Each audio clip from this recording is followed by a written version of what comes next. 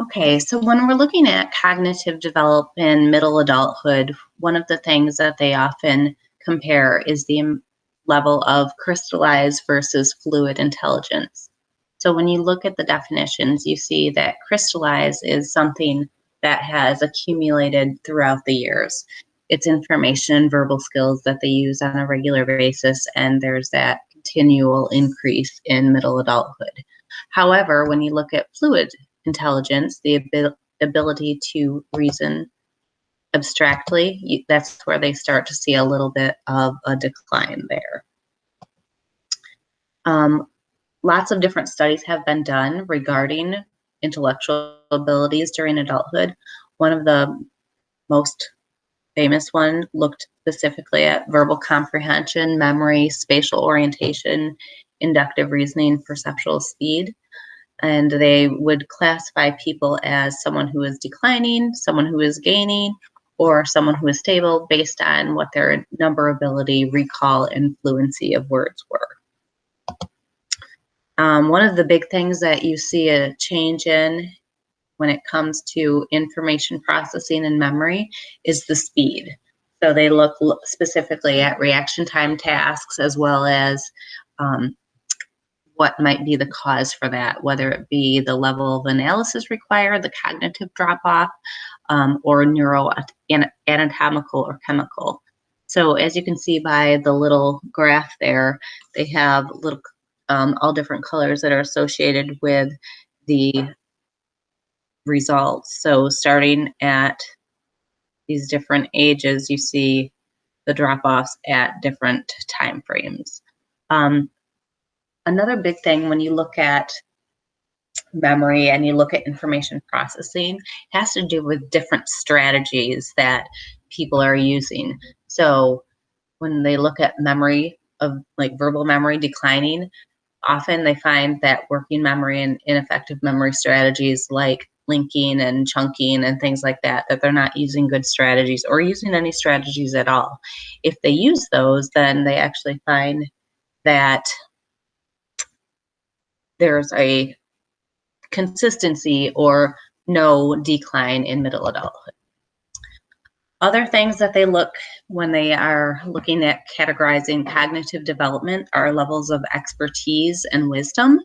So expertise has to do with the amount of accumulated experience, that they have good strategies and shortcuts to solving problems, and often because of this experience are more creative and more flexible in the way that they solve these problems. And then they look at practical problem solving and they see that they actually do improve in early adulthood to middle adulthood, and right around about 50, you start to see a little bit of a decline. So here you have, again, the cross-sectional and longitudinal. Remember, cross-sectional is where you study people at one point in time of different ages, and longitudinal would be when you follow the same people and you see a distinctly different view of intellectual change when you look at it that way, cross-sectional versus longitudinal. So that's a really interesting way to look at the reasonability, how it changes.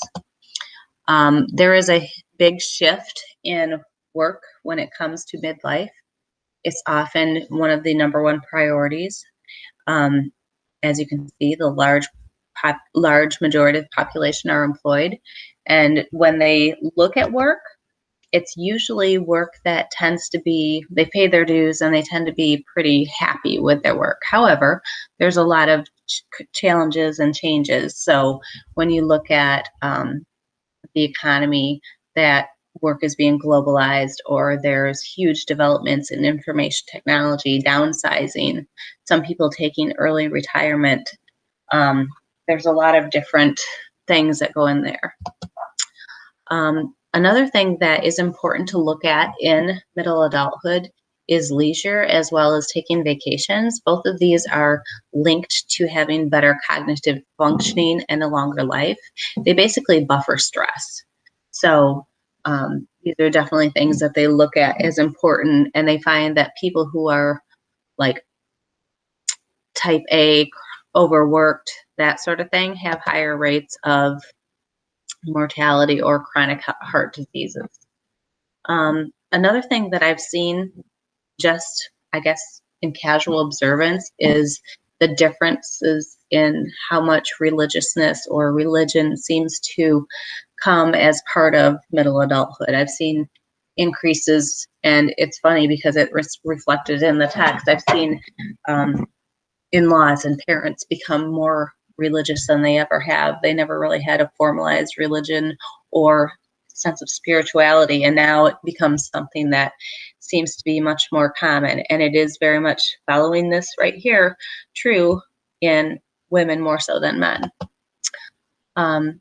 It is linked positively to health. I think you also feel a sense of grounding, so you have that second support system that helps with your physical health as well.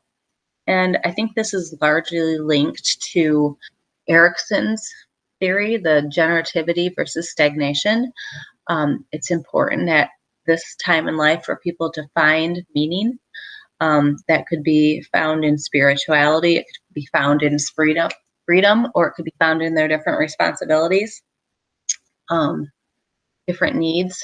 We need to feel like there's a purpose for us. We need to know what our values are. We need to know that we are able to do things, that whole sense of self-efficacy, and we also need to feel self-worth or self-esteem, that sort of thing. So a lot of different things happening in middle adulthood.